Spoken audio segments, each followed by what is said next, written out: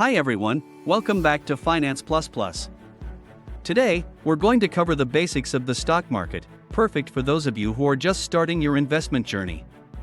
In this video, we'll demystify the stock market and help you understand how it works, key terms, and how to get started with investing.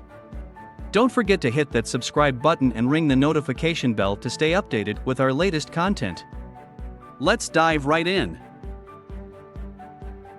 First things first, what is the stock market? In simple terms, the stock market is a place where buyers and sellers come together to trade shares of publicly traded companies. These shares, or stocks, represent partial ownership of the company.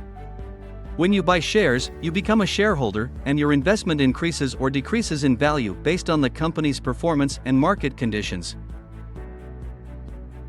Now, let's go over some key terms you'll encounter in the stock market. Exchange. A platform where stocks are traded, like the New York Stock Exchange or NASDAQ. Ticker symbol. A unique combination of letters representing a specific stock. Market capitalization. The total value of all outstanding shares of a company. Dividends. Profits distributed to shareholders by some companies. Bear market. A period when stock prices decline, typically by 20% or more. Bull market. A period when stock prices rise, usually over an extended time.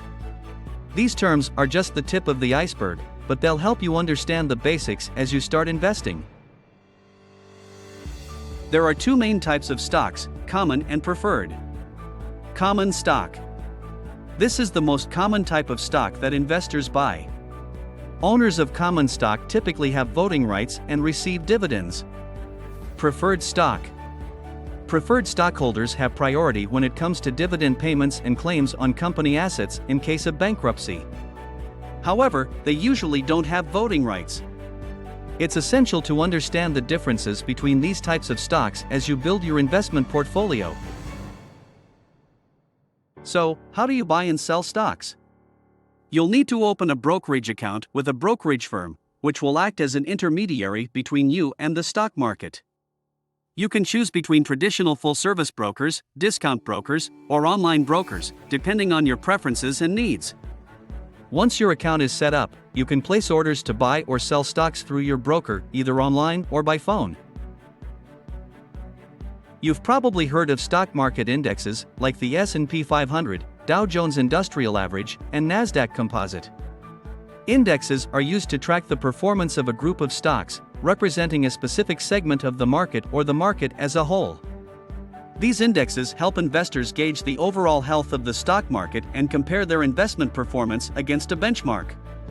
Join me for Part 2 to learn more about the stock market. You can find the link to Part 2 in the video description.